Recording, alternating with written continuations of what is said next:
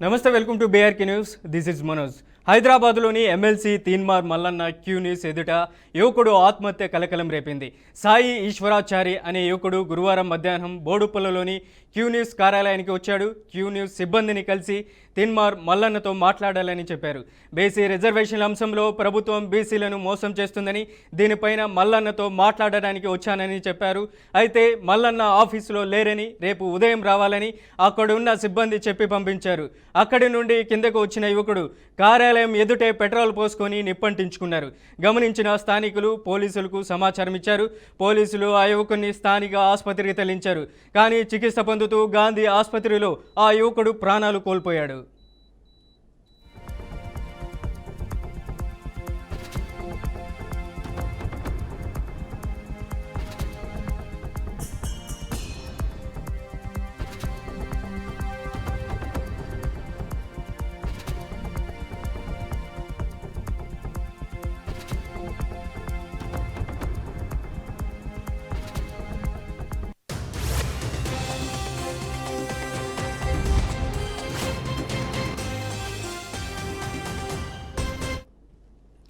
సాయి మరణం ఇప్పుడు చర్చనీయాంశంగా మారింది. బీసీ రిజర్వేషన్ల ఉద్యమానికి ఇది నాంది పలికిందా అనే ప్రశ్నలు ఉత్పన్నమవుతున్నాయి. బీసీ రిజర్వేషన్ల విషయంలో అన్యాయం జరుగుతుందనా, చనిపోయాడా, లేక ఇప్పుడు మిస్ అయితే మళ్ళీ బీసీలకు రిజర్వేషన్లు రావు అనుకున్నాడా? కారణమే విలువైన ప్రాణం పోయింది. ఆత్మహత్యలు సమస్యకు పరిష్కారం కాదు అనే విషయాన్ని యువత మరవద్దని మేధావులు అభిప్రాయపడుతున్నారు.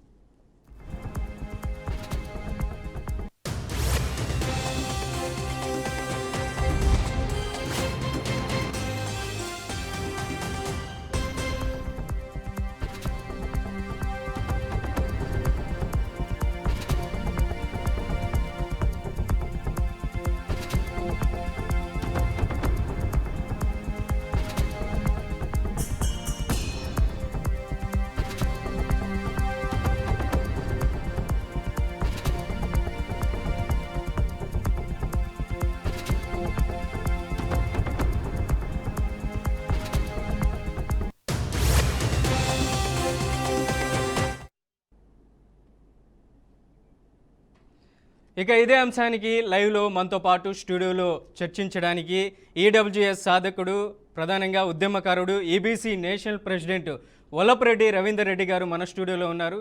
నమస్కారం వల్లపురెడ్డి గారు.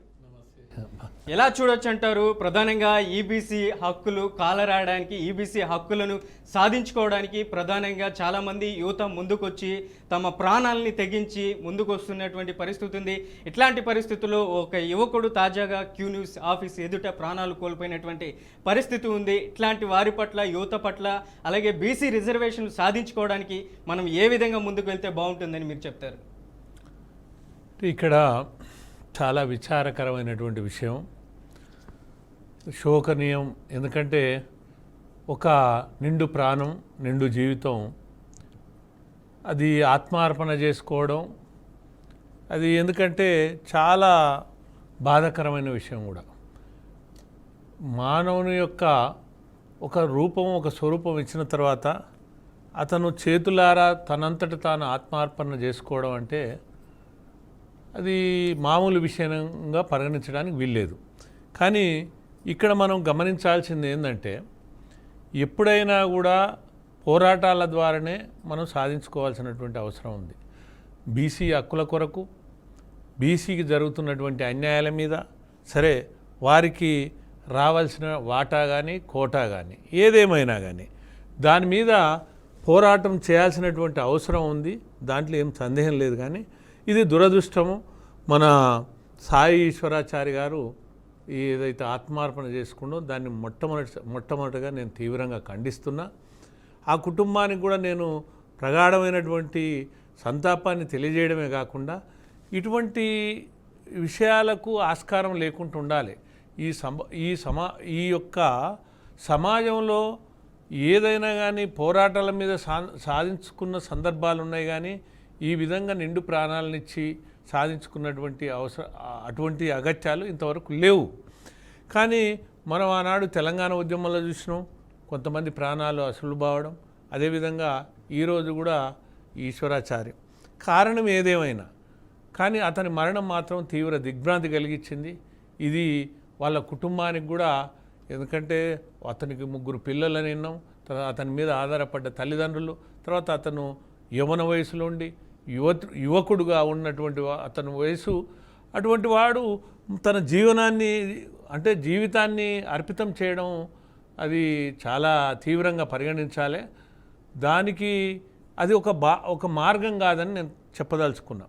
ఎవరికి కూడా పోరాటాలే ముఖ్యం, కానీ పోరాటాల ద్వారా సాధించుకోవాలి, కానీ ఉద్యమాల ద్వారా మనం ఏ హక్కుల కొరకైనా పోట్లాడొచ్చు, కానీ మరణం అనేది ఇది కరెక్ట్ అయినటువంటి సమాధానం కాదు. ఆత్మార్పణ అనేది ఆ దిశగా ఎవరు కూడా ఆలోచించినా అది తప్పే. ఆ దిశగా ఆలోచించొద్దు. ముఖ్యంగా నేను ఈ సమాజానికి ఒకటి విజ్ఞప్తి చేస్తున్నా, ఎవరు కూడా ఈ వైపు తొంగి చూడడానికి వీల్లేదు.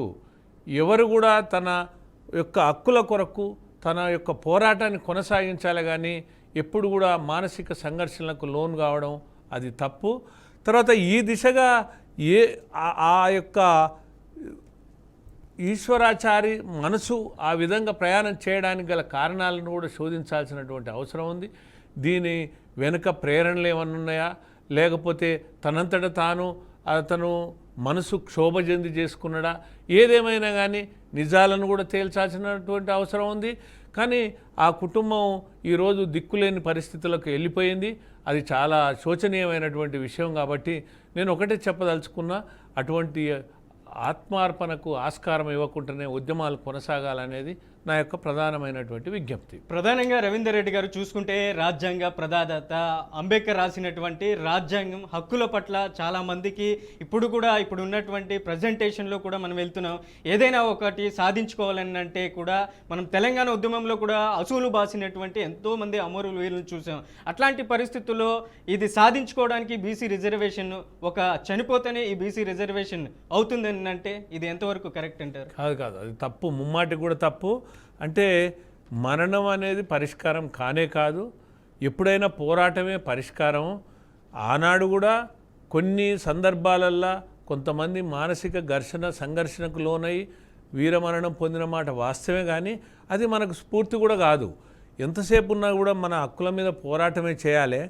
ఇక్కడ నేనేమంటున్నంటే దీంట్లో ప్రభుత్వాలు కూడా బాధ్యత వహించాల్సినటువంటి అవసరం ఉంది. ఎందుకంటే అలుగాని హామీలు ఇవ్వడం, తర్వాత ఆశా పల్లకిలో అందరినీ భ్రమలు కల్పించడం, తర్వాత సాధ్యం కానటువంటి వాగ్దానాలతోటి సమయాన్ని వృధా చేసి అదేవిధంగా సంఘర్షణలకు తావియడం కూడా ప్రభుత్వాలది తప్పు. ప్రభుత్వం కూడా ఆ దిశగా చేయొద్దు. అదేవిధంగా రాజకీయ పార్టీలు కూడా ఇక్కడ వాస్తవాలు చెప్పకుండా వాళ్ళు కూడా ఏంటంటే భ్రమలు కల్పించే విధంగా మాట్లాడడం, చట్టాల గురించి అందులో ఉన్నటువంటి వాస్తవాల గురించి, తర్వాత న్యాయసమ్మతమైనటువంటి మాటల గురించి ఎక్కడ కూడా రాజకీయ పార్టీలు కూడా మాట్లాడకపోవడం, అది కూడా ఒక రకమైనటువంటి ఈ ఘర్షణ, అదేవిధంగా అశాంతి, అల్లర్లు, తర్వాత ఇవి మానసికంగా ఆందోళన, ఇవన్నిటికి కూడా ఒక కారణం. అందుకనే నేనేమంటున్నానంటే ఈ ప్రభుత్వాలు కూడా వాళ్ళు అనువుగాని హామీలు ఇవ్వడం తప్పు. వాళ్ళు ఆచరణ సాధ్యమైనటువంటి హామీలు వేయాలి, అవి కూడా చట్టబద్ధంగా అమలు చేయడానికి ప్రయత్నం చేయాలి ప్రభుత్వాలు. కానీ రాజకీయ పార్టీలు కూడా ఆ దిశగా పోరాటం చేయాలి. కానీ సామాన్యులైనటువంటి వ్యక్తులు ఇందులో బలిపశువులు కావడానికి వీల్లేదనేదే నా వాదన. ప్రధానంగా ఈ బీసీకి సంబంధించినటువంటి ఏదైతే రిజర్వేషన్ల అంశం నడుస్తున్నటువంటి పరిస్థితుల్లో యువకుడు ఆత్మహత్య చేసుకోవడం పట్ల ఇప్పుడు మొదటగా ఉద్యమానికి నాంది పలికిందే అనంటే ఈ రూపంలో ఎలా చూడొచ్చు అంటారు? ఇక మీదట ఇట్లాంటి వాటికి దూరంగా ఉండాలంటారా యువత? ఇంకా ఉద్యమాలు చేయడానికి వేరే మార్గాలనైనా ఎంచుకోవచ్చు కదా? ఇప్పుడు ఇది మార్గం కానే కాదు. ఎందుకంటే మరణిస్తేనే అంటే ఇప్పుడు మనసు గాయం అనేక మందికి అనేక రకాలుగా అవుతుంది. ఒక కులాలను అగౌరవపరిచినప్పుడు అవుతుంది, ఒక కులాలను దూషించినప్పుడు అవుతుంది, ఒక కులాలను విద్వేషాలను రెచ్చగొట్టినప్పుడు కూడా గాయాలు జరుగుతాయి. కానీ ఏ గాయమైనా కానీ సంఘర్షణకు తావివ్వకుండానే జరగాల్సినటువంటి అవసరం ఉంది. ఏదైనా పోరాటాల మీదనే ఎదుర్కోవాలి, కానీ మరణం ద్వారా పరిష్కారం దొరుకుతుంది అనేది ఇప్పటి వరకు లేదు. అటువంటి వాటికి ఆస్కారం ఇవ్వడానికి వీల్లేదు. నేను బీసీ సంఘాలకు విజ్ఞప్తి చేస్తున్నా. అదే మనం కూడా ఒక సమాజంలో ఒక ప్రభావితం చేయాలి. మనం హక్కుల కొరకు పోట్లాడే సందర్భంలో మనం ఎప్పుడు కూడా మానసికంగా సంఘర్షణలకు తావివ్వకుండా, విద్వేషాలను రెచ్చగొట్టకుండా, సామరస్యంగా వాస్తవాలను మనం ప్రజల ముందుంచి మనం వాళ్ళను జాగృతపరిచి మన హక్కుల కొరకు పోరాట దిశలో మనం ఆ విధంగా ప్రయాణం చేయాలి. కానీ ఎప్పుడు కూడా నిరాశ నిస్పృహలకు లోనయ్యే విధంగా మనం మాట్లాడే విధానం కూడా ఉండొద్దు అనేది నేను విజ్ఞప్తి చేస్తున్నాను. బీసీ రిజర్వేషన్లకు సంబంధించినటువంటి ప్రధానమైనటువంటి రిజర్వేషన్ల సాధన కోసం సాయి మరణం ఇప్పుడు తెలంగాణ రాష్ట్రంలో చర్చనీయాంశంగా మారింది. బీసీ రిజర్వేషన్ల ఉద్యమానికి ఇది నాంది పలికిందా అనే ప్రశ్నలు కూడా ఉత్పన్నమవుతున్నాయి. ఇట్లాంటి పరిస్థితుల్లో బీసీ రిజర్వేషన్ల విషయంలో అన్యాయం జరుగుతుందనే వాదనతో సాయి చనిపోయాడా? ఇప్పుడు మిస్ అయితే బీసీ రిజర్వేషన్లు తర్వాత వస్తాయో రావో అనుకున్నాడా? ఏదైనా ఒక నిండు ప్రాణం పోయినటువంటి పరిస్థితి అయితే నెలకొంది. ఇక ఇదే అంశానికి సంబంధించి మనతో లైవ్లో చర్చించడానికి Republican party of India professor గాలి వినోద్ కుమార్ మనకు లైవ్లో జాయిన్ అవుతారు. గాలి వినోద్ కుమార్ గారు నమస్తే. నమస్తే అండి. నమస్తే వినోద్ కుమార్ గారు, ఎలా చూడొచ్చు అంటారు బీసీ రిజర్వేషన్లకు సంబంధించినటువంటి పెద్ద ఎత్తున తెలంగాణలో కొనసాగుతుంది? ఏదైతే రేవంత్ రెడ్డి కామారెడ్డి డిక్లరేషన్ వేదికగా ఇచ్చారు, ప్రధానమైనటువంటి ఈ బీసీ రిజర్వేషన్లు హైకోర్టులో అటు సుప్రీంకోర్టులో ఉన్నటువంటి పరిస్థితుల్లో ఇప్పుడు తాజాగా ఒక యువకుడు పెట్రోల్ పోసుకొని నిప్పంటించుకొని చనిపోయినటువంటి పరిస్థితి తెలంగాణ రాష్ట్రంలో ఉంది. ఇట్లా చనిపోవడం ద్వారా బీసీ రిజర్వేషన్లు సాధించుకోవచ్చా, లేకపోతే రాజ్యాంగాన్ని మనం దగ్గరికి తీసుకొని ఈ రాజ్యాంగం పట్ల ఇంకా ఉద్యమాల ద్వారా సాధించుకోవచ్చు అంటారా? ఏం చెప్తారు? తప్పకుండా ఉద్యమాల ద్వారానే బతికుండే సాధించాలండి. ఏదైనా సరే బతికుండే సాధించాలి. బాబాసాహెబ్ అంబేద్కర్ ఆయన చనిపోలేగా, ఇక్కడ ఆత్మహత్యలు చేసుకోలేగా, మనకు అనేక హక్కులు సాధించి పెట్టాడుగా. మన మహనీయులు ఎవరు చనిపోలే కదా ఆత్మహత్యలు చేసుకొని, మనకంతా కూడా హక్కులు సాధించి పెట్టారు కదా. సో ఇవాళ ఈ హక్కులు, బీసీ హక్కులు కూడా సాధించి పెట్టాలంటే బతికుండే పోరాటం చేయాలి తప్ప చనిపోతే అది పరిష్కారం కాదు అనేది ఇవాళ మొత్తం చరిత్రలో ప్రపంచవ్యాప్తంగా జరుగుతున్న పోరాట చరిత్ర అంతా అదే చెప్తుంది. సో నేను దీన్ని అంటే ఇప్పుడు ఎమోషన్ అనుకుంటా తప్ప త్యాగం అనుకోను. ఎమోషన్స్ వేరు, త్యాగాలు వేరు. సో త్యాగానికి ఎమోషన్స్కి చాలా తేడా ఉంటుంది. ఇవాళ తెలంగాణ ఉద్యమంలో చూసా ప్రత్యక్షంగా నేను నా చేతులతో ఇంతమంది చనిపోయిన వాళ్ళని అందరినీ ఇవాళ ఎంతోమంది నేను మోసాను, చూశాను ప్రత్యక్షంగా. అంతా కూడా పిల్లలంతా ఎమోషన్ అయి మాత్రమే చనిపోయారు. దాన్ని మనం దాన్ని బాగా అది త్యాగము లేదా అమరుడు అనే ఒక ట్యాగ్ లైన్ తగిలించిన కారణంగా ఏమవుతుందంటే వాళ్ళ ఆ రకంగా సమాజంలో ఈ ఆత్మహత్యల పరంపర తెలంగాణలో వచ్చింది. నిజంగా తెలంగాణ పోరాట గడ్డ, వీరులను కన్నగడ్డ, విప్లవాల గడ్డ. మరి అట్లాంటి గడ్డలో ఒక నక్సలైట్ ఉద్యమం వచ్చింది, ఒక సాయుధ పోరాటం వచ్చింది, ఒక ఎంఆర్పిఎస్ మూవ్మెంట్ వచ్చింది. ఇట్లా అనేక ఉద్యమాలు ఇవాళ వచ్చి చాలా గొప్ప గొప్ప ఫలితాలను సాధించిన చరిత్ర తెలంగాణకు ఉన్నది.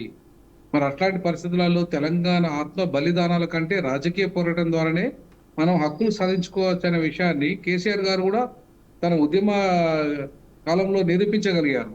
సో తెలంగాణలో హక్కులు సాధించబడాలంటే అధికారం వైపు పోవాలి బహుజనులు, బీసీలు. వాళ్ళు అధికారంలో భాగస్వామ్యం కావాలి. అప్పుడే వాళ్ళకి హక్కులు సాధించబడతాయి తప్ప ఆత్మహత్యలు చేసుకుంటే కాదు. కాబట్టి ఆత్మహత్యలతో వాళ్ళ హక్కులు సాధించబడతాయి అనుకుంటే రోజు చాలా మంది ఆత్మహత్యలు చేసుకుంటున్న కుటుంబాలలో వివిధ కారణాల చేత వాళ్ళంతా వాళ్ళ కుటుంబాలు బాగుపడుతున్నాయి, ఆత్మహత్యలతో బాగుపడట్లేదుగా.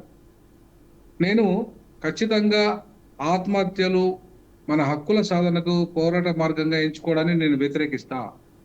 దాన్ని ఎవరు ప్రోత్సహించినా వాళ్ళు శిక్షార్హులే.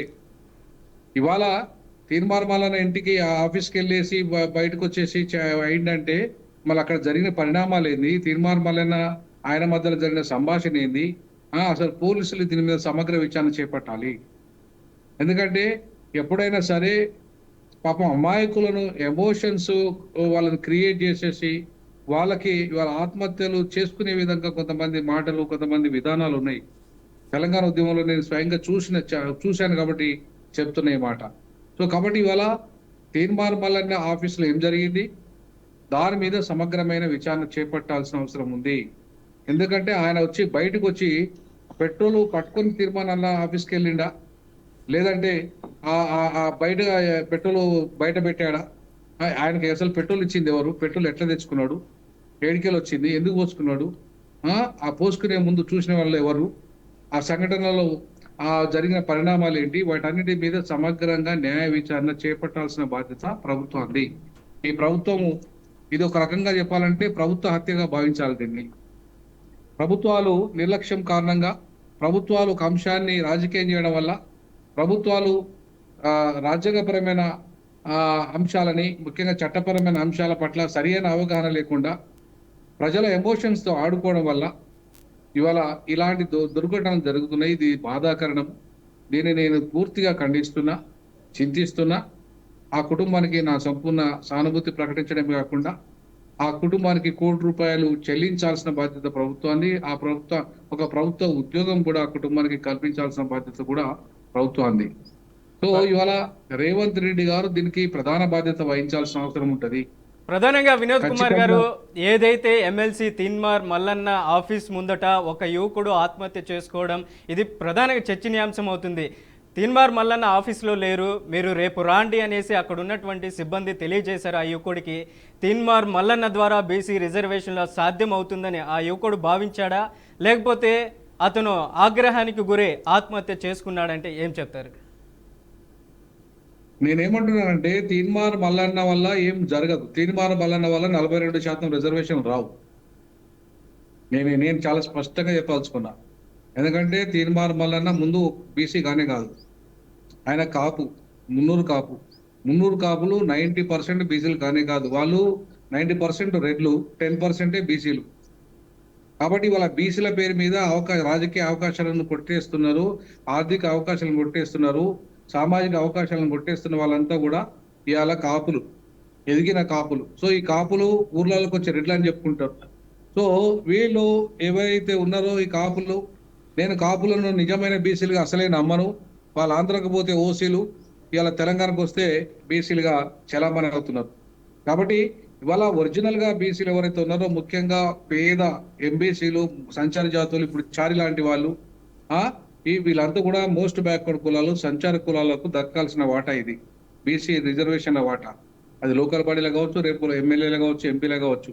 కేవలం 5 కులాలు బాగుపడినంత మాత్రాన, బీసీలో కూడా 5 కులాలు బాగుపడినంత మాత్రాన, లేదా అవకాశాలు వచ్చినంత మాత్రాన మొత్తం బీసీ సమాజం అంతా బాగుపడేట్టు కాదు. 137 కులాలలో ఒక 5 కులాలు బాగుపడితే మొత్తం మిగతా 132 కులాల సంగతి ఏం కావాలి? సో కాబట్టి అసలు బీసీలకు వెళ్ళి ఇవాళ కాపులను తొలగించాల్సిన అవసరం ఉంది. ఎందుకంటే అవకాశాలను పూర్తిగా కొట్టేస్తున్న కాపులు ఇవాళ వీళ్ళకి పాపం ఇప్పటికీ బీసీలలో సంచార జాతులు చాలా అధ్వానమైన పరిస్థితి. చాలా మోస్ట్ బ్యాక్వర్డ్ కులాలు కూడా ఇవాళ మంగలి, చాకలి, కుమ్మరి లాంటి చిన్న చిన్న వృత్తులు చేసుకునే బతికేటోళ్ళు కూడా చాలా మంది ఉన్నారు వాళ్ళంతా. సో వాళ్ళకి అవకాశాలు లేవు, విద్యా అవకాశాలు లేవు, ఉద్యోగ అవకాశాలు లేవు, రాజకీయ అవకాశాలు లేవు. ఇవన్నీ దళితుల కంటే అధ్వానమైన పరిస్థితిలో కూడా ఈ జాతులు కొన్ని నివసిస్తున్నాయి. కులం సర్టిఫికేట్ తీసుకోవడం కూడా ఇవాళ వీళ్ళకి ఎంతో గగనం, చాలా ఇబ్బందికరం. వాళ్ళకు ఐడెంటిటీ లేదు, కనీసం ఇల్లు ఐడెంటిటీ లేదు, సంచారం చేస్తూ బతుకుతున్నారు కొన్ని కులాలు. ఇప్పటికీ వాళ్ళ ఇంట్లో వాళ్ళ కులం పేరు కూడా తిట్ల పేర్లే ఉంటాయి. పిచ్చకుంట్లోని అని, ఇంకేదో అని, ఇంకేవన్నీ చాలా పేర్లు వాళ్ళకు ఉంటాయి. సో తిట్టు పదాలు ఉంటాయి, అనేక రకాల నీచమైన, అంటే ఈవెన్ చాకలోళ్ళని కూడా వాళ్ళ బట్టలు ఇట్లా బయటేస్తారు, అది చాకులోడా, అరే మంగళోడా, ఇట్లా తిరుగుతున్న పరిస్థితి ఉంటుంది సమాజంలో. సో కాబట్టి ఈ మోస్ట్ బ్యాక్వర్డ్ కులాలు ఎవరైతే ఉన్నారో, ఈ సంచార జాతులు ఎవరైతే ఉన్నారో, వీళ్ళ అవకాశాలని ఎవరైతే ఎదిగిన కులాలు ఉన్నాయో, ఎదిగిన బీసీ కులాలు కొట్టేస్తున్నాయి అనేది 100% వాస్తవము. అందులో ప్రధానంగా ఇవాళ కాపు సామాజిక వర్గం అయితే ఒక రకంగా సగం రెడ్డి వాళ్ళు. కాబట్టి ఇలా మున్నూరు కాపుకు సంబంధించిన తీన్మార్ మల్లన్న ఆయన రెడ్డినే, సగం రెడ్డినే. కాబట్టి ఆయన బీసీ రిజర్వేషన్ పట్ల ఆయనకు చిత్తశుద్ధి లేదు, బీసీల పట్ల అసలే లేదు. ఆయన బీసీలను ఓట్ బ్యాంక్ గా వాడాలని చూసుకుంటున్నాడు. బీసీలను అవకాశవాదంగా వాడుకొని తాను ముఖ్యమంత్రి కావాలనో, లేదా ఎమ్మెల్యే కావాలనో, ఇంకేదో కావాలనో ప్రయత్నం చేస్తున్నాడు తప్ప బీసీలకు అంటూ ఆయన చేసింది ఏం లేదు. చివరికి నేను ఎస్సీ మాదిరిగానే ఉండి కూడా నేను బీసీల కోసం నేను 12 ఏళ్ల సర్వీసును 3 లక్షల జీతాన్ని వదులుకున్నాను. మరి ఆయన ఏం వదులుకున్నాడు? రాజీనామా చేయట్లేదు ఇంతవరకు. చిత్తశుద్ధి ఉంటే ఎందుకు రాజీనామా చేయట్లేదు? ఆయన రాజీనామా చేసి పోరాటం ఎందుకు దిగట్లేదు? ఆయన ఎమ్మెల్సీ అట్లనే ఎందుకు కొనసాగుతున్నాడు? బీసీలకు అన్యాయం చేస్తున్న రేవంత్ రెడ్డి పార్టీ ద్వారా ఆయన గెలిచిండు. ఆయనకు చిత్తశుద్ధి ఉంటే ఆ రేవంత్ రెడ్డి పార్టీలో ఎట్లుంటాడు? ఆయన సొంత పార్టీ పెట్టుకున్నాక కూడా ఎందుకు రాజీనామా చేయట్లేదు?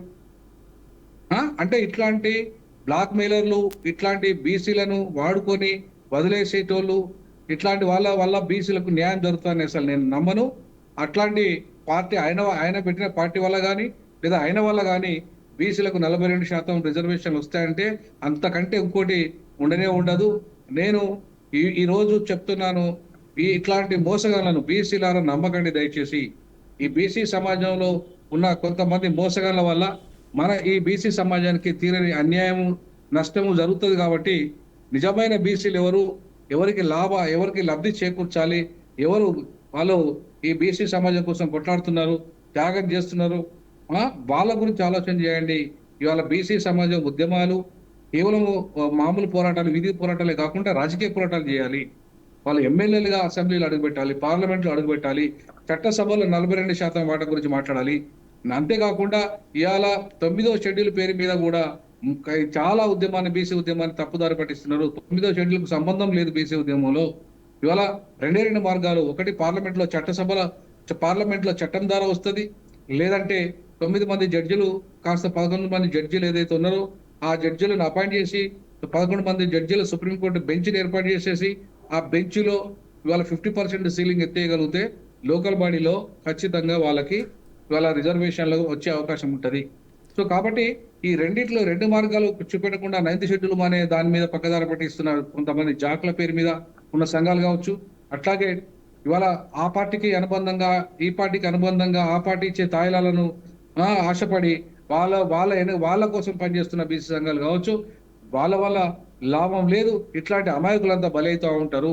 ఇట్లాంటి అమాయకులు బలైతే వీళ్ళ శవాల మీద వీళ్ళ ఒక పేలాలు ఏరుకునే పరిస్థితి ఇట్లాంటి కొంతమంది నాయకుల వల్ల ఉంటుంది. కాబట్టి ఇట్లాంటి పరిస్థితి నుండి దయచేసి బీసీ సమాజం బయటపడాలి, బీసీ సమాజం మేల్కోవాలి. బీసీ సమాజము ఇవాళ 56%గా ఉన్నారు. కాబట్టి మీరు దలుచుకుంటే మీకు ఓటు చైతన్యం వస్తే మీరే ముఖ్యమంత్రులు ఎప్పటికైతారు, మీరే ఈ సమాజాన్ని, తెలంగాణ సమాజాన్ని, భారతదేశ సమాజాన్ని శాసిస్తారు.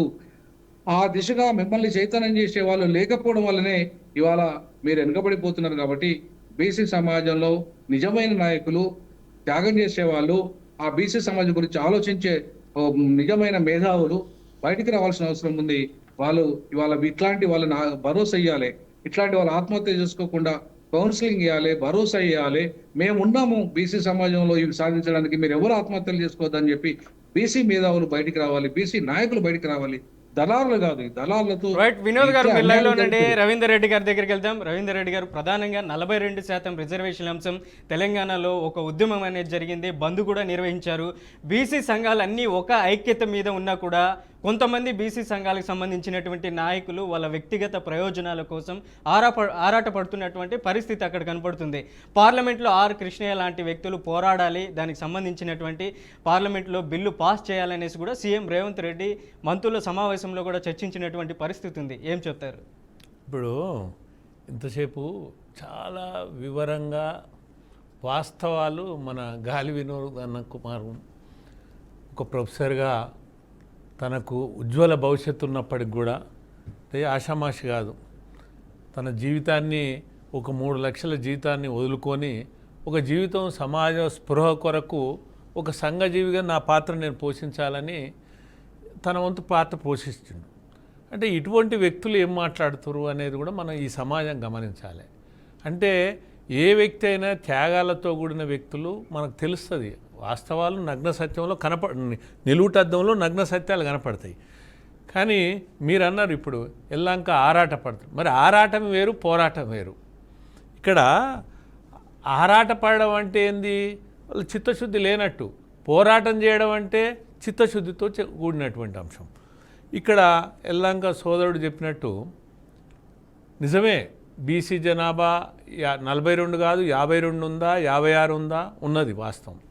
తర్వాత బీసీలకు నాటి నుండి నేటి వరకు వాళ్ళకు అన్యాయం జరుగుతున్న మాట కూడా వాస్తవం.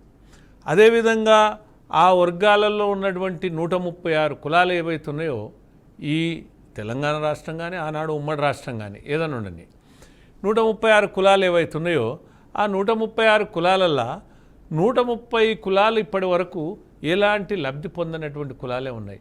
అవకాశాలు కానీ, అధికారం కానీ, తర్వాత ప్రయోజనాల విషయంలో కానీ ఎక్కడ కూడా ఈ కులాలకు అందలేదు. వార్డు మెంబర్ల స్థాయి నుంచి మొదలుపెట్టుకుంటే సర్పంచ్లు కానీ ఇంకా మిగతా ఎమ్మెల్సీలు ఎమ్మెల్యేలు ఏవైనా చట్టసభలు కానీ ఏ అవకాశాలు కూడా వీరికి రాలేదు. మరి కారణం ఏందంటావు? ఇప్పుడు ఇది ఎక్కడ లోపం ఉంది అంటే ఎవరైనా కూడా నిరంతరం అనునిత్యం ఒకే కుటుంబం ఒకే కులం ఒకే వర్గం అంటే పొందిన వాళ్ళే ఒక 5-6 కులాలు రిజర్వేషన్లు పొందుతున్నాయి. అంటే మనం ఏమంటున్నాం అంటే రిజర్వేషన్లు అనేవి అర్హులైన వాళ్ళకి అందాలంటున్నాం మనం. అంటే ఎవరికి అన్యాయం జరుగుతుందో వాళ్ళకి అందాలంటున్నాం. సమగ్ర అభివృద్ధి జరగాలంటే అందరికీ ఫలాలు అందినప్పుడే సమగ్ర అభివృద్ధి అంటున్నాం. అంబేద్కర్ ఆశయం కూడా అదే అంటున్నాం, రాజ్యాంగ స్ఫూర్తి కూడా అదే అంటున్నాం.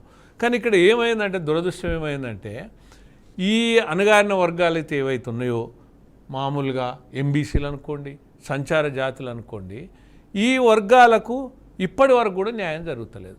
మరి ఈ న్యాయం జరగకపోవడానికి కారణం ఏంది?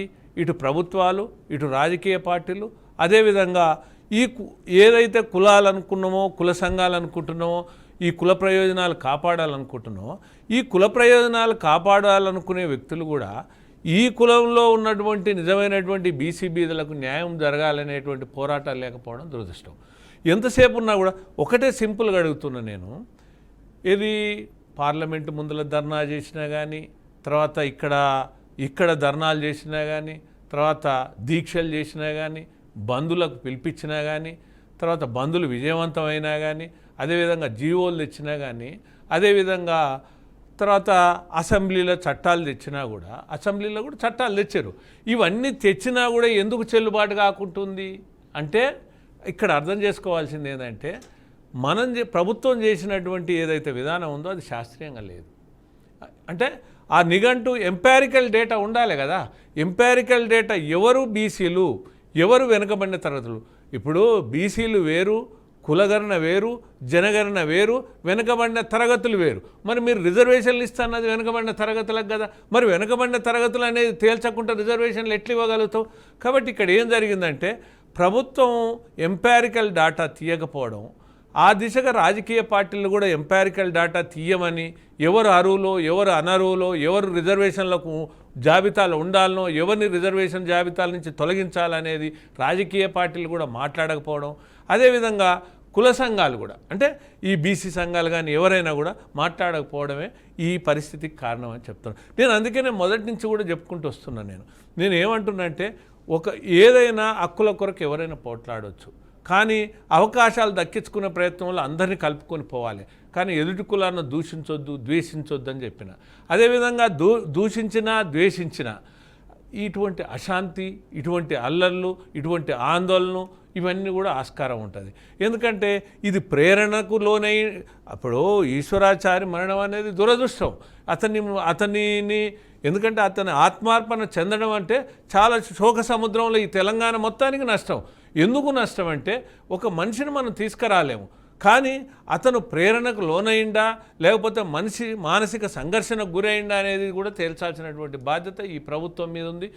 ఆ దిశగా కూడా ఇప్పటి నుంచి అయినా కూడా రాజకీయ పార్టీలు కూడా ఒళ్ళు దగ్గర పెట్టుకొని మాట్లాడాలి. ఈ బీసీ రిజర్వేషన్లో వివాదాలు నెలకొన్నటువంటి పరిస్థితుల్లో మన సాయి చనిపోవడం తొలి మరణం తెలంగాణ సంబంధించినటువంటి ఈ బీసీ రిజర్వేషన్ అంశం. ప్రధానంగా మనం చూస్తున్నాం ఏదైతే బీసీ రిజర్వేషన్కి సంబంధించి మీరు అంటున్నారు ఎంపారికల్ డేటా లేకుండా శాసనసభలో ఎమ్మెల్యేలు ఆమోదించడం, దాన్ని ఆమోదు పొందడం, గవర్నర్ దగ్గర పెండింగ్లో ఉండడం, ఆ తర్వాత అది పార్లమెంట్లో రాష్ట్రపతి దగ్గర ఆమోదం పొందకపోవడం, ఇదంతా ఒక క్లియరెన్స్ డేటా లేకుండా ప్రభుత్వం ఒక ట్రాప్లో వెళ్తుంది. ప్రధానంగా మనం చూసుకుంటే వాళ్ళు చెప్తున్నారు ఈ హైకోర్టు సుప్రీంకోర్టులో పెండింగ్లో ఉన్నటువంటి బీసీ రిజర్వేషన్కి సంబంధించిన అంశం పార్టీ పరంగా 42% రిజర్వేషన్లు ఇచ్చుకుంటామని చెప్తున్నారు. ఇప్పుడు కూడా ఎలా సాధ్యమవుతుంది అంటారు పార్టీ పరంగా చట్టబద్ధత లేనిది? ఇప్పుడు నేను అదే మొదటి నుంచి కూడా ప్రభుత్వాలు చట్టాలు చేస్తాయి, తర్వాత జీవోలు తీస్తాయి, కానీ చట్టాలు శాసనం ముందు నిలబడాలి, జీవోలు శాసనం ముందు నిలబడాలి.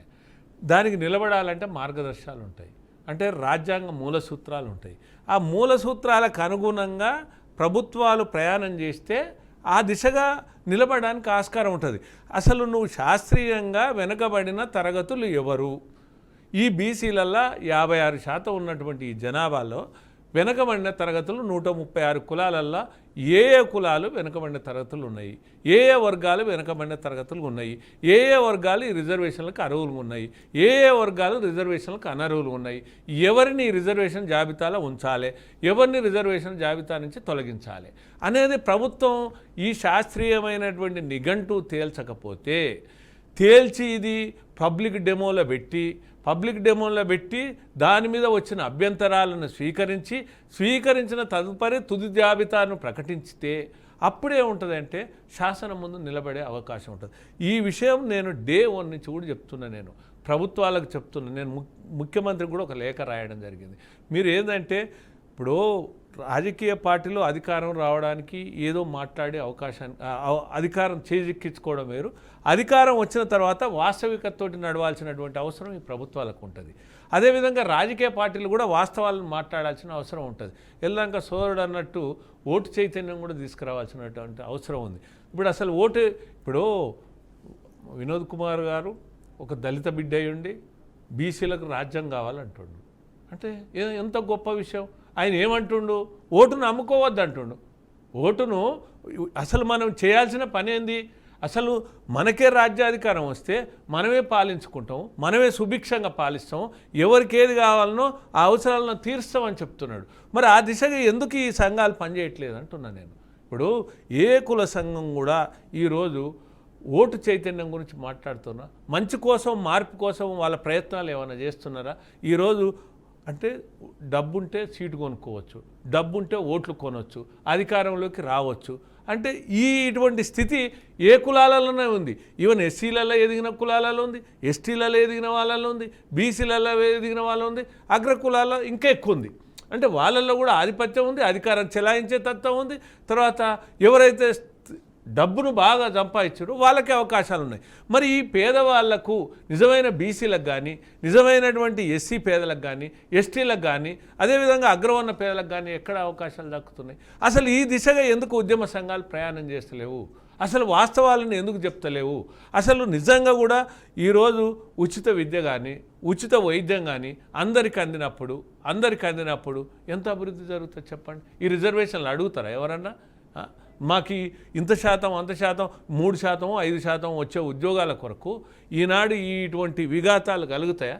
ఈ విధంగా కుల విద్వేషాలు రెచ్చగొట్టబడతాయి. నేనేమంటున్నంటే ఇప్పటికి కూడా రాజకీయ పార్టీలు కూడా హద్దు మీరి శుష్క వాగ్దానాలు చేయొద్దు. అదేవిధంగా సంఘాలు కూడా, కుల సంఘాలు కూడా సామాజిక స్పృహతోటి మెలగాల్సినటువంటి అవసరం ఉంది. వాళ్ళు కూడా సమాజ పరివర్తకులుగా వ్యవహరించాల్సినటువంటి అవసరం ఉంది. ఓటు చైతన్యం తీసుకురావాల్సినటువంటి అవసరం ఉంది. నిజంగా ఎస్సీలకు కానీ, ఎస్టీలకు కానీ, బీసీలకు కానీ వాళ్ళకు రాజ్యాధికారం రావాలంటే మెజార్టీ జనాభా ఉన్నప్పుడు వాళ్ళలో మార్పు తీసుకురావాలి. ఎవరు నిజమైనటువంటి ప్రజాస్పృహ ఉన్నటువంటి వ్యక్తులు, ఎవరు ప్రజల కొరకు ఆలోచిస్తారో, పోరాటం చేస్తారో అటువంటి వాళ్ళను గుర్తించే విధంగా మనం ఓటు చైతన్యం తీసుకురావాలి. ఆ దిశగా ప్రయాణం చేయాలి. ఎంతసేపు ఉన్నా కానీ భ్రమలు కల్పించే మాటలు అటు ప్రభుత్వాలు కానీ, రాజకీయ పార్టీలు కానీ, ఈ కుల సంఘాలు కూడా అదే భ్రమలలో ఉంటే ఇది కరెక్ట్ కాదు. నేను ఇంకొక మాట ఏం చెప్తున్నంటే, వాస్తవికత తేల్చాల్సినటువంటి అవసరం ఉంది. ఈ ఈశ్వరాచారి మరణం వెనుక ఏముంది? అసలు వారు ప్రేరణకు లోనైందా, లేకపోతే ప్రేరేపించబడ్డా, లేదా అతను సంఘర్షణకు గురైందా? ఏదైనా కానీ ఇటువంటి మరణం అనేది ఇంకా ముందు జరగడానికి వీల్లేదు. ఇటువంటి వాటికి ఆస్కారం ఇవ్వడానికి కూడా వీల్లేదు. ఈ తెలంగాణలో అనేక హక్కులు, అనేక అవకాశాలు పోరాటాల మీదనే సాధించుకున్నటువంటి చరిత్ర మన తెలంగాణ గడ్డ అని నేను చెప్పదలుచుకున్నాను. బీసీ రిజర్వేషన్లో ఏదేమైనా ఈశ్వరాచారి పోయినటువంటి ప్రాణం అయితే తిరిగి రాదు. మరి ఇది ఇంతటితో ఆగుతుందా, మరి ఇట్లనే కొనసాగుతుందా చూద్దాం. మరి మనతో పాటు లైవ్లో ఉన్నారు గాలి వినోద్ కుమార్ని అడుగుదాం. వినోద్ కుమార్ గారు, ఎలా చూడొచ్చు అంటారు? ఏదైతే సీఎం రేవంత్ రెడ్డి అలాగే డిప్యూటీ సీఎం బట్టి విక్రమార్క కూడా చెప్తున్నారు, రాష్ట్రంలో ఆమోదం పొందినటువంటి బిల్లు పార్లమెంట్లో పెండింగ్లో ఉంది, గవర్నర్ దగ్గర పెండింగ్లో ఉంది, ఇటు హైకోర్టు దగ్గర, అటు సుప్రీంకోర్టు దగ్గర పెండింగ్లో ఉన్నటువంటి పరిస్థితుల్లో మేము ఏం చేయలేము. పార్టీ పరంగా అయితే 42% బీసీ రిజర్వేషన్లు ఇస్తాం. చట్టబద్ధత లేనిది బీసీ రిజర్వేషన్ ఎలా సాధ్యమవుతుందంటారు? నేను ఏమంటున్నానంటే, కాంగ్రెస్ పార్టీకి 42% రిజర్వేషన్లు ఇస్తా అన్నప్పుడే తెలుసు 50% సీలింగ్ సుప్రీంకోర్టు పెట్టిందనే విషయం రాహుల్ గాంధీకి తెలుసు, పట్టి విక్రమార్కకు తెలుసు, రేవంత్ రెడ్డికి తెలుసు. తెలిసి ఈ రాజకీయ డ్రామాలు ఆడి వాళ్ళు ఇవాళ ఇట్లాంటి వాళ్ళ అంటే వీళ్ళు ప్రాణాలు పోవడానికి కారణమే. నేనేమంటున్నానంటే ఇప్పుడు మను సింగ్ తెలియదా? ఇప్పుడు ఆయన గంటకు 25 లక్షల రూపాయలు తీసుకున్నాడు వచ్చి మొన్న. ఆయన తెలియదా? సుప్రీంకోర్టు సీనియర్ లాయర్, వీళ్ళ కాంగ్రెస్ ఎంపీ 50% సీలింగ్ పెట్టిన తర్వాత సుప్రీంకోర్టు జడ్జిమెంట్ ఇచ్చిన తర్వాత నినకాక మొన్న మహారాష్ట్ర కేసులో కూడా లోకల్ బాడీలో 50% దాటద్దని చెప్పింది మన హైకోర్టు. మన కేసులో మన హైకోర్టు చెప్పింది, సుప్రీంకోర్టు చెప్పింది. ఇప్పటికి 8-9 రాష్ట్రాల విషయంలో కూడా అదే సుప్రీంకోర్టు చెప్పింది. మరి చెప్పినప్పటికీ కూడా మీరు అది 50% సీలింగ్ ఎత్తేయకుండా 42% ఎట్లా ఇస్తా అంటారు మీరు? అంటే ఎవరిని మోసం చేయడానికి మీ రాజకీయ డ్రామాలన్నీ కూడా? సో మీ రాజకీయ డ్రామాలకు ఎవరు బలి కావాలి? ఇట్లాంటి అమాయకులు బలి కావాలా? బీసీ ప్రజలు బలి కావాలా? అంటే రేవంత్ రెడ్డి 43 మంది రెడ్లను 4% ఉన్న జనాభా కలిగిన రేవంత్ రెడ్డి 43 మంది రెడ్లను గెలిపించుకున్నాడు. వాళ్ళందరూ కోటీశ్వర్లే. అందులో ఒక్క పేద రెడ్డి ఉన్నాడా? ఒక మధ్యతరగతి రెడ్డి ఉన్నాడా? ఒక విద్యావంతుడైన చదువుకున్నవాడు పాపం పేద ఒక రెడ్డి ఉన్నాడా అక్కడ? సంపన్న రెడ్లంతా కూడా 43 మందిని గెలిపించుకున్నాడు. వాళ్ళకు రావాల్సింది ఎంత? ఈ మూడు సీట్లు అయితే 40 సీట్లు ఎక్కువ వచ్చినాయి. మరి ఆ సీట్లు ఎవరి? 40 సీట్ల ఎక్కువ వచ్చిన సీట్లు ఎవరి? అవి బీసీ బిడ్డలే కాదా? బీసీ బిడ్డల సీట్లు దొబ్బేసింది ఎవరు? రెడ్డిలు కాదా? మరి అట్లాంటి సిచ్యువేషన్స్ లో 4% జనాభా ఉన్న వాళ్ళు 400% రాజకీయ పదవులు అనుభవిస్తే, ముఖ్యమంత్రి పదవులు, మంత్రి పదవులు, ఎంపీ పదవులు, ఎమ్మెల్యే పదవులు, కార్పొరేషన్ చైర్మన్ పదవులు ఇవన్నీ అనుభవిస్తే మరి 56% ఉన్న బీసీ బిడ్డలు ఎంత అనుభవించాలి? ఎందుకు అనుభవించట్లేదు? వాళ్ళ అవకాశాలను ఎవరు కొట్టేస్తున్నారు? కాంగ్రెస్ పార్టీకి చిత్తశుద్ధి ఉంటే 42%లో ఎంపీ టికెట్లు ఎందుకు వేయలేదు? ఎమ్మెల్యే టికెట్లు ఎందుకు వేయలేదు? కార్పొరేషన్ చైర్మన్లు ఎందుకు వేయలేదు? బడ్జెట్ ఎందుకు వేయలేదు? 42%. ఇవన్నీ ఏమి నీ చేతిలో పనులు కదా, చట్టంతో సంబంధం లేని పనులు కదా. వినోద్ కుమార్ గారు, మరి చాలా చేతిలో వరకు పనులు- వాళ్ళు ఏదైతే ప్రభుత్వం స్థానిక సంస్థల ఎన్నికలు నిర్వహిస్తున్నటువంటి సందర్భంలో మనం చూసాం, దాదాపు 12,500 పంచాయతీలు తెలంగాణ రాష్ట్రంలో ఉన్నాయి. అలాగే 700 జడ్పీటీసీలు కూడా ఉన్నాయి. దాదాపు 18 మండలాల్లో బీసీలు లేనటువంటి పరిస్థితి ఉంది. అట్లాంటి చోట్ల బీసీలకు సంబంధించినటువంటి పదవులు కూడా వచ్చే అవకాశం లేదు. ఎలా చూడొచ్చు అంటారు ఇట్లాంటి వాటిని అన్నిటినీ? నేను ఏమంటున్నానంటే వీళ్ళకు చిత్తశుద్ధి ఉంటే వాళ్ళ ఓపెన్ కేటగిరీలో బీసీ అభ్యర్థులకు టికెట్లు ఇవ్వాలి, గెలిపియాలి. ఓపెన్ లో ఎట్లా అయితే రెడ్లు వస్తారు కదా, ఆ రెడ్లు వచ్చి అక్కడ రెడ్లు ఇప్పటికి ఎమ్మెల్యేలు బోర్డు అంత మంది అయింది కాబట్టి స్థానిక సంస్థలో అయినా బీసీలకు అవకాశం ఇవ్వండి.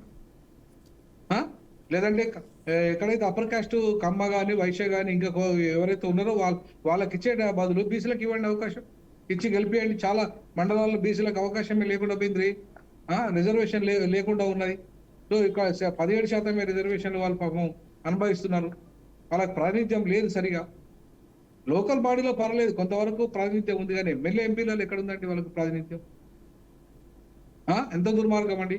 ఇంత దుర్మార్గమైన రాజకీయ దోపిడీ చేసుకుంటా రేవంత్ రెడ్డి బీసీలకు పట్ల ప్రేమ నటిస్తూ ఇవాళ సంపన్న రెడ్లను అందరినీ ఆయన వెనుక వేసుకొని మళ్ళా రెండోసారి నేనై మొత్తం లక్షల కోట్లు దోపిడీ చేద్దాము, మూసీ పేరు మీద దోపిడీ చేద్దాము, ఇవాళ హిల్ట్ పేరు మీద 5 లక్షల కోట్ల రూపాయల దోపిడీ చేయడానికి ప్రణాళికలు వేసుకున్నాడు. త్రిబుల్ పేరు మీద వేల కోట్ల దోపిడీ చేయడానికి ప్రణాళికలు వేసుకున్నాడు రేవంత్ రెడ్డి. ఇదంతా దోపిడీ కులాలకు సంబంధించి, దోపిడీ వర్గాలకు సంబంధించి దాంట్లో ఎదిగిన రెడ్లను, సంపన్న రెడ్లతో ఇవాళ నాటకం ఆడిస్తున్నాడు రేవంత్ రెడ్డి. కాబట్టి రేవంత్ రెడ్డి యొక్క కపట నాటకాలు ఇవాళ బీసీ సమాజానికి అర్థం కావాలి. ఇంకా ఇవాళ ఒక రకంగా చెప్పాలంటే తీన్మార్ మల్లన్నను రేవంత్ రెడ్డి ప్రోత్సహిస్తున్నాడు, కల్వకుంట్ల కవితను కూడా రేవంత్ రెడ్డి ప్రోత్సహిస్తున్నాడు. అది జగమెరిగిన సత్యము. రైట్. మరి ఇట్లాంటి ఈశ్వర్కి వాళ్ళని సంబంధించినటువంటి మరణంలో నిజాలు నిగ్గు తేలాల్సినటువంటి పరిస్థితి అయితే ఉంది వినోద్ గారు. ప్రధానంగా దానికి సంబంధించినటువంటి ఎటువంటి యాక్షన్ తీసుకుంటారో ప్రభుత్వం కూడా చూడాలి. మరి రవీందర్ రెడ్డి గారి దగ్గరికి వెళ్దాం. ఎలా చూడొచ్చు అంటారు ఈ బీసీ రిజర్వేషన్లకు సంబంధించినటువంటి రాజ్యాంగపరంగా వాళ్ళ హక్కులను సాధించుకోవడానికి బీసీ ఉద్యమం అవసరమా, లేకపోతే వాళ్ళ స్వార్థ ప్రయోజనాలు, వ్యక్తిగత ప్రయోజనాల కోసం, రాజకీయ ప్రయోజనాల కోసం బీసీ ఉద్యమం అవసరం అంటే ఏం చెప్తారు? అంటే బీసీ ఉద్యమం అవసరమే. బీసీల ఉద్యమంతో పాటు ఇప్పుడు సమాజంలో ఎస్సీలైనా ఎస్టీలైనా బీసీలైనా ఎఫ్సీలైనా అందరు అంతర్భాగమే. కానీ ఏ వర్గాలకు కూడా అన్యాయంగా జరగకుండా చూసుకోవాల్సినటువంటి బాధ్యత ఈ ప్రభుత్వాల మీద ఉంటుందని నేను మొదటి నుంచి చెప్తున్నా. అట్లనే రాజకీయ పార్టీలు కూడా ఆ దిశగా ప్రయాణం చేయాలని చెప్తున్నా. ఇప్పుడు ఎంపారికల్ డేటా తీయకుండా, అంటే ఉన్నోడు లేనోడు అర్హుడు అనర్హుడు అనేది జాబితా తయారు చేయకుండా, అసలు రిజర్వేషన్లు అనేదే అంబేద్కరు ప్రాతినిధ్యం పొందని వర్గానికి అన్నాడు, ఫలితం పొందని వ్యక్తికి అన్నాడు. మరి ఫలితం పొందని ప్రాతినిధ్యం పొందని వర్గానికి అనేది తేల్చాలన్నా వద్దా ఈ ప్రభుత్వం? తేల్చకుండా రిజర్వేషన్లు ఎవరికి ఇస్తావు అంటే 100% రిజర్వేషన్లు లేవు. ఇప్పుడు జనాభా ఎంత ఉంటే మేమెంతో మా వాటా అంత అంటే అట్లా లేవు. కానీ అర్హులెంతో వాళ్ళకు ఇవ్వాలి అనేది రాజ్యాంగ సూత్రం. మరి ఆ దిశగా ప్రయాణం చేయాలనేదంటే ఇప్పుడు ప్రజా సంఘాలు కానీ కుల సంఘాలు కానీ పోరాటం చేయాల్సినటువంటి అవసరం ఉంది. నేను అందుకనే గాలి వినోద్ కుమార్ అన్నను నేను రిక్వెస్ట్ ఏం చేస్తున్నంటే, మీరు చైతన్యం చేయండి. అసలు మీరు ప్రజా సంఘాలకు కుల సంఘాలకు మీరు పిలుపునివ్వండి అంటున్నా. ఇప్పుడు మీరు ఒక సమాజ పరివర్తకులుగా మార్పు కొరకు అసలు ఎవరికి రిజర్వేషన్లు అర్హులు? ఇప్పుడు మీరు రిజర్వేషన్లని త్యాగం చేశారు, మీరు ఉద్యోగాన్ని త్యాగం చేశారు. తర్వాత ఒక ఎస్సీ బిడ్డ ఉండి ఒక దళిత బిడ్డ ఉండి నా 2 పిల్లలు ఆడపిల్లలైనా కూడా రిజర్వేషన్లనే వదులుకున్నారు మీరు. అట్లనే ఎవరికి అర్హులో వాళ్ళకి రిజర్వేషన్లు ఉండాలి, ఎవరికి అనర్హులో వాళ్ళని తొలగించాలనేది ఒక ఉద్యమం చేపట్టాల్సినటువంటి అవసరం ఉంది. మీలాంటి వాళ్ళు ముందుకు రావాల్సిన అవసరం ఉంది. మనం అందరం అందులో భాగస్వామ్యం కలవాల్సినటువంటి అవసరం ఉంది. ఎందుకంటే ఈ తప్పుడు అభిప్రాయాలతోటి అపోహలు కల్పించే విధంగా ఈ కుల విద్వేషాలు రెచ్చగొట్టి సామరస్య వాతావరణాన్ని చెడగొట్టేదానికి మనం స్వస్తి పలకాల్సినటువంటి అవసరం ఉందని నేను వినోద్ కుమార్ అన్నకు కూడా నేను ఈ మన బీఆర్కే న్యూస్ ద్వారా విజ్ఞప్తి చేస్తున్నాను. ఈ దిశగా ప్రయాణం చేయాలని వారికి కూడా ఒక మాట చెప్పాలి. ఇప్పుడు వారు కూడా చెప్పాలంటున్నా, నా రిక్వెస్ట్కి ఏందో చెప్పాలి వాళ్ళు ఈ వేదిక ద్వారా. ఖచ్చితంగా నేను దళిత సంపన్నులను ఈవెన్ ఎస్టీలలో బీసీలలో కానీ సంపన్న వర్గాలకే రిజర్వేషన్ ఫలాలు అందుతున్నాయి, రాజకీయ ఫలాలు అందుతున్నాయి, ఆర్థిక ఫలాలు అందుతున్నాయి, పేదలకు అందట్లేదు. కాబట్టి ఈ పేదల పక్షాన ఈవెన్ ఓసీ పేదలు కూడా అందట్లేదు సరిగా. ఈ ఓసీ పేదల పక్షాన, బీసీ పేదల పక్షాన, ఎస్టీ పేదల పక్షాన, ఎస్సీ పేదల పక్షాన కొట్లాడడానికి నేను ఆర్పీఐ పార్టీలకు వచ్చింది.